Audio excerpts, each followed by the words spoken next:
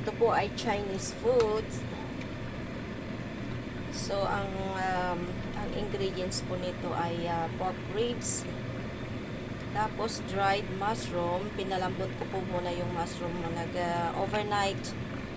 Overnight soak overnight para malambot. At saka, ito po yung sea cucumber. And, lotus root. So, i-marinate ko po muna itong pork ribs. Tapos, in-fried ko muna siya. Tapos, ginisa ko together with yung mga sahog po niya.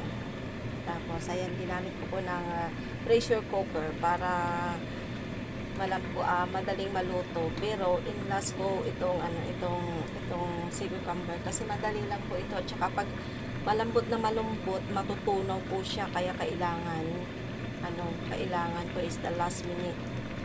So, mga 2 minutes lang. Tapos, okay na siya. Kasi pag lutuin ng sabay-sabay, matutunaw siya. Sayang. Ang mahal pa naman ng sea cucumber po dito.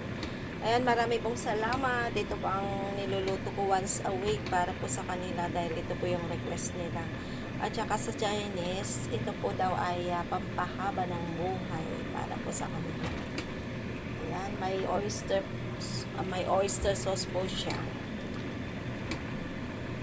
So, nilagyan ko po siya ng 2 pirasong star anise para mabango po yung ating niluto. God bless po sa ating lahat. Salamat po muli.